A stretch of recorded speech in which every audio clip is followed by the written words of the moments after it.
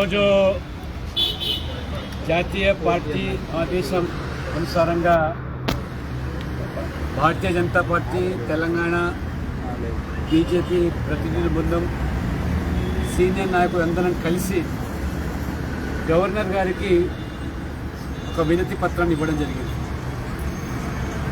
కాశ్మీర్ పహల్గాంలో జరిగినటువంటి దుర్ఘటన 26 మంది అమాయకులను పట్టణ పెట్టుకున్నటువంటి పాకిస్తాన్ ప్రేరేపిత ఉగ్రవాదులు దేశమంతా కూడా కలవరపడుతూ ఉన్నది, ఆవేదన వ్యక్తం చేస్తూ ఉన్నారు. నరేంద్ర మోడీ గారు కూడా విషయం తెలుసుకొని ఊటిన సౌదీ అరేబియా పర్యటన ముగించుకొని వెంటనే మరి విమానాశ్రయంలోనే సమీక్షలు జరిపి యుద్ధ ప్రాతిపదికన చర్యలు తీసుకోమని మర్సర్స్ రోడ్డు కూడా సమావేశమై త్రివిధ దళాలకు పూర్తి స్వేచ్ఛనివ్వడం జరిగింది. అంతేకాకుండా కేంద్ర హోంమంత్రి అమిత్ షా గారు కూడా స్వయంగా 2 రోజులు జరిగినటువంటి సంఘటన ఆ స్థలాన్ని కూడా పరిశీలించి ఆ యొక్క బాధిత కుటుంబాలను కూడా పరామర్శించి వారు అక్కడ సమీక్ష జరిపిన తర్వాత ఢిల్లీలో కూడా ప్రధానమంత్రి గారితో సమావేశం. మొత్తము అన్ని పార్టీలు దేశమంతా కూడా 140 కోట్ల ప్రజలు నరేంద్ర మోడీ గారి పట్ల విశ్వాసం వ్యక్తం చేస్తూ పక్కల్లో బెల్లంగా మారినటువంటి ఈ పాకిస్తాన్ ఈ ఉగ్రవాదాన్ని ఏ రకంగా ప్రేరేపిస్తూ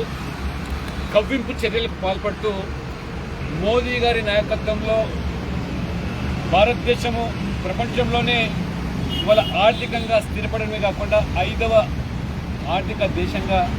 ఇవాళ తీర్చిదిద్దబడము, మరోవైపు అభివృద్ధి దూసుకుపోవడము, ముఖ్యంగా 370 ఆర్టికల్ రద్దు తర్వాత కాశ్మీర్లో కూడా ప్రజలు ప్రధాన జీవన స్రవంతిలోకి వచ్చి మోదీ గారి అభివృద్ధి పట్ల వారు కూడా ఆకర్షితులై ఆ 370 ఆర్టికల్ రద్దు తర్వాత మొదటిసారిగా అక్కడ ప్రశాంతమైన వాతావరణంలో ఎన్నికలు జరగడము, పెద్ద ఎత్తున ప్రజలు కూడా భాగస్వాములు కావడము, అది గొప్ప విజయంగా ఈ దేశం భావిస్తూ భారతదేశంలో అంతర్భాగమైనటువంటి కాశ్మీర్ ఒక పూర్వ వైభవాన్ని సంతరించడమే కాకుండా అందరమైనటువంటి సుందరమైనటువంటి ఆ ప్రదేశాన్ని తిలకించడానికి, అక్కడి వాతావరణాన్ని ఆస్వాదించడానికి మరి కొత్త జంటలు మొత్తం మీద దేశం మొత్తం మీద ఉన్నటువంటి పర్యాటకులు పెద్ద సంఖ్యలో రావడము, అక్కడ ఉన్న స్థానిక కాశ్మీరీలో కూడా ఉపాధి ఉద్యోగ అవకాశాలు పెరగడము. మేము స్వయంగా ఆ రోజు ఆ శ్రీనగర్లో ఉన్నాం. మేము 4 రోజులు పార్లమెంటు ప్రతినిధి బృందం మేము టీఎస్సీ కమిటీ అక్కడ పర్యటించినప్పుడు నా తోటి పార్లమెంట్ సభ్యులు పార్టీలకు ఖచ్చితంగా అక్కడ అభివృద్ధిని కొనియాడుతూ ఉన్నాం. గుల్మార్గ్ కానీ శ్రీనగర్లో కానీ ఎయిమ్స్ లాంటి సంస్థలు 2 రావడము, రైల్వే ఏ రకంగా ఢిల్లీ నుంచి శ్రీనగర్కు కనెక్ట్ చేయడం, కాశ్మీర్ నుంచి కన్యాకుమారి పదే ఏదైతే మనం ప్రస్తావిస్తుంటామో ఆ విధమైన కనెక్టివిటీ రైల్వే కానీ రోడ్స్ కానీ లేదా విమానాల ద్వారా కానీ అక్కడ ప్రశాంతమైనటువంటి వాతావరణంలో అక్కడ ప్రజలు కూడా జీవిస్తూ పర్యాటక కేంద్రంగా కొనియాడబడుతుంటే కన్ను కుట్టినటువంటి పాకిస్తాన్ ఏ రకంగా దొంగ దెబ్బ తీసి అమాయకులను హతమార్చిందో, ఒక నరమేధాన్ని సృష్టించిందో మరి దాన్ని కూడా ఇవాళ ప్రధానమంత్రి గారు కలత చెందుతూ మరి త్రివిధ దళాలు కూడా పూర్తి స్వేచ్ఛనివ్వడము, అంతటితో కూడా వెంటనే ఈ సింధు జలాల యొక్క మరి దాని మీద కూడా ఒప్పందం జరిగిన దాన్ని పక్కన పెట్టేయడము, మరి ఆ పాకిస్తాన్కు ఆ నీళ్లు పంపేదాన్ని కూడా వారు ఏ రకంగా ఆపివేయడానికి నిర్ణయం తీసుకోవడం, పాకిస్తాన్ ఎవరైతే మరి ఇక్కడికి పర్యటన నిమిత్తం కానీ ఇతరత్ర వచ్చి ఉన్నారో వాళ్ళందరూ కూడా తిరిగి 29వ తేదీలో కూడా వెళ్లాల్సిందే, ఆ వీసాను రద్దు చేశామని కేంద్రం ప్రకటించడము. ఆ రకంగా దేశం మొత్తం మీద కొన్ని వేల మంది ఎవరైతే మరి కొంతమంది పాకిస్తాను మరి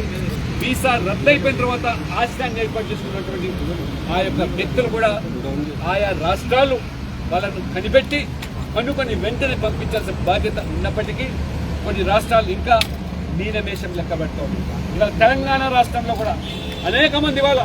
పాకిస్తానీలు ఎవరైతే మరి ఇక్కడ నివసిస్తున్నారో అక్రమంగా కొంతమంది చొరబాటుదారులు ఇవాళ పాకిస్తాన్తో పాటు రోహింగ్యాలు, బంగ్లాదేశ్ ఏ రకంగా ఇవాళ పాత పట్టణాన్ని ఆశ్రయంగా చేసుకుంటున్నారు. గతంలో దేశంలో ఎక్కడ ఏ సంఘటన జరిగినా బాంబు పేలుళ్ళు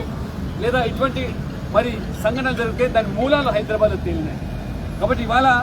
మరి దేశ ప్రజలందరూ కూడా ముక్త కంఠంతో ఇవాళ ఆ పాకిస్తాన్ మరి ఏ రకంగా గతంలో మోదీ గారి ప్రభుత్వం, మోదీ గారి నాయకత్వంలో సర్జికల్ స్ట్రైక్స్, ఎయిర్ స్ట్రైక్స్ చేసి మన ప్రతాపాన్ని, మన శక్తిని చాటామో ఆ రకంగా ఈసారి కూడా మోదీ గారు చాలా స్పష్టంగా చెప్పారు. ప్రపంచం ఆశ్చర్యపోయే రీతిలో మరి ఖచ్చితంగా పాకిస్తాన్కు బుద్ధి చెప్తామని చెప్పారో ప్రజలు బాధ్యతగా ఉన్నారు. కానీ ఇక్కడ ఉన్నటువంటి ప్రభుత్వాలు లేదా పాలకులు అదే రీతిలో వివరించాలి తప్పితే దానికి రాజకీయ రంగు పులవడం. పైకి ఇవాళ అన్ని పార్టీలు, ప్రతిపక్షాలు ఒకవైపు మోదీ ప్రభుత్వం తీసుకునే నిర్ణయాలు కట్టుబడి ఉంటామని చెబుతూనే ఏ రకంగా కూనీ రాగాలు తీస్తూ ఏ రకంగా మనం చూస్తున్నాం. కాంగ్రెస్ నాయకులు మరి ముఖ్యంగా పాకిస్తాన్ భాషలో ఇక్కడ ఏ రకంగా మాట్లాడుతున్నారు. పాకిస్తాన్ యొక్క మరి ఉండేటువంటి ఆ మిలిటరీలో కానీ ఆ పాలకులో మాట్లాడే భాషను ఇక్కడ మాట్లాడుతూ మరి మొన్న 2 రోజుల క్రితం ఉత్తరప్రదేశ్ కాంగ్రెస్ అధ్యక్షుడు ఏ రకంగా హవేళన చేస్తా ఉన్నాడు. ఇవాళ మనం ఈ రకంగా రఫేల్స్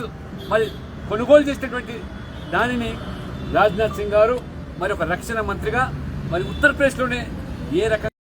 ఆయుధాల్లో కానివ్వండి, త్రివిధ దళాల్లో కానీ ఉన్నటువంటి శక్తి ప్రదర్శిస్తూ ఉంటే మరి కాంగ్రెస్ అధ్యక్షుడు చేసినటువంటి మిలిటరీని అవమానపరిచే విధంగా, అంటే ఏదో ఆ విమానాలన్నీ కూడా మరి ఒక కీలుబొమ్మలుగా మారిపోయి ఆట వస్తువులుగా మారిపోయిన రీతిలో వారి వ్యంగ్యంగా